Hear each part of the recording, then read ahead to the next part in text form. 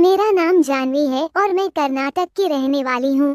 हमारे परिवार में केवल 3 लोग हैं, मेरे पति, मैं और मेरा 18 साल का बेटा राघव। मेरे पति अक्सर काम के सिलसिले में कोलकाता जाते हैं और इस बार वो एक लंबे समय के लिए गए हुए थे। घर में हम दोनों माँ बेटे के अलावा कोई नहीं था और मैंने हमेशा राघव को न सिर्फ बेटा बल्कि एक मित्र के रूप में भी देखा है। एक रात जब मैं दिन भर की गतिविधियों में व्यस्त थी, अचानक मुझे कमर में तेज दर्द महसूस हुआ। मैंने सोचा कि शायद मैं ज्यादा काम कर रही हूँ और थोड़ी देर आराम करना चाहिए, लेकिन दर्द इतना बढ़ गया कि मैं बिस्तर पर लेटने के अलावा कुछ नहीं कर सकी। उसी का फायदा उठाकर मेरे बेटे ने जो किया वो हर इंसान को सोचने पर मजबूर कर दिया। पूरी कहानी आपके सामने खोलने आई हूँ, लेकिन उससे पहले आप सब प्यारे दोस्तों से एक याचना है कि हमें सब्सक्राइब जरूर से कर दे, क्योंकि हम वीडियो तो आप ही के लिए बनाते हैं ना, तो मुझे सपोर्ट करना आपका ही फर्ज है, तो प्लीज सब्सक्राइब जरूर से कर दीजिएगा। राघव ने मेरी चिंता देखी और तुरंत मेरे पास आया और कहा, माँ आप ठीक नहीं लग रही हैं, क्या हुआ? उसकी आवाज में गहरी चिंता थी। मैं बोली, बेटा बस कमर में दर्द हो रहा है, क्या तुम मेरे कमर में तेल से मालिश कर सकते हो? मैं सोने जा रही हूँ, मुझे हल्की सी थकान महसूस हो रही है। उसने तुरंत कहा, बिल्कुल माँ आप आराम करिए, मैं आपकी पैर की मालिश कर देता हूँ। वह मेरे पास आया और मैंने बिस्तर पर लेटते हुए आंखें बंद कर ली। उसने तेल की बोतल खोली और मुझे बताया कि वह धीरे धीरे मालिश करेगा। जब उसने मेरे कमर पर तेल लगाया, मुझे गर्माहट महसूस हुई। उसकी उंगलियां मेरे शरीर पर धीरे धीरे घूमने लगी और मैं सुकून महसूस करने लगी। राघव का ध्यान मेरी हर प्रतिक्रिया पर था। जब उसने थोड़ा दबाव डाला, मैंने महसूस किया कि मेरा दर्द धीरे धीरे कम हो रहा है।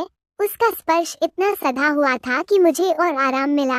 मैंने सोचा ये तो जादू जैसा है। जैसे जैसे वो मालिश करता गया, मेरी आंखें धीरे धीरे बंद होने लगी। उसकी गर्म हाथों की छुअन और उसकी मधुर बातें मुझे नींद में खींचने लगी। बस एक पल और मैंने सोचा, फिर मेरी आंखें पूरी तरह से बंद हो गईं। कुछ देर बाद मुझे अजीब महसूस होने लगा। फिर मैंने धीरे धीरे अपनी आंखें खोली और जब मैंने देखा तो मेरी आंखें फटी की फटी रह गईं, क्योंकि कमरा पूरी तरह से बदल चुका था।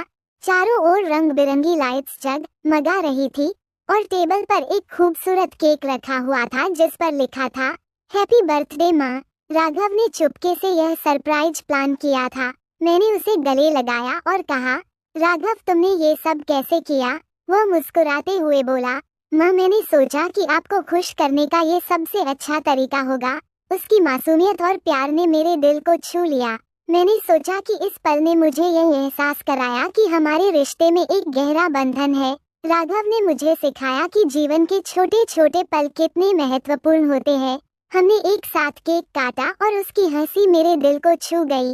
केक खाने के बाद हमने कुछ खास बातें की। राघव ने अपने स्कूल के बारे में बात की और मैंने उसे अपने बचपन की कहानियां सुनाई।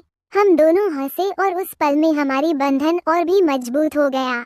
उसकी आंखों में जो चमक थी वो मेरे लिए सबसे अनमोल थी। मैंने उसे देखकर सोचा कि मैं कितनी भाग्यशाली हूँ कि मेरा एक ऐसा बेटा है जो न केवल मेरी मदद करता है बल्कि मुझे खुश करने के लिए भी हर संभव कोशिश करता है। उस दिन मैंने महसूस किया कि रिश्तों की गहराई को समझना और उनका सम्मान करना कितना महत्वपूर्ण है। मैंने तय किया कि मैं अपने बेटे के साथ और भी समय बिताऊंगी, क्योंकि हर लम्हा कीमती है। रात में हमने मिलकर कुछ समय बिताया, फिल्म देखी और उसके साथ बिताए गए पल मुझे खुशी से भर देते थे।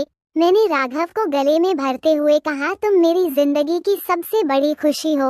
वो मुस्कुराया और कहा, मैं हमेशा आपकी मदद करूंगा माँ। इस खास दिन ने मेरे दिल को खुशी और प्यार से भर दिया। मैंने सोचा कि यह सिर्फ एक जन्मदिन नहीं था, बल्कि मेरे बेटे के साथ बिताए गए खूबसूरत लम्हों का प्रतीक था। मैंने राघव के साथ इस दिन को हमेशा याद रखने का संकल्प लिया, क्योंकि यह हमारे रिश्ते की मजबूती का प्रमाण था। ये प्यार का एक नया अध्याय था जो हमें और भी करीब लाने वाला था। दोस्तों, अगर आप भी राघव की तरह अपने माँ से प्यार करते हैं तो वीडियो को एक लाइक जरूर से कर दीजिएगा।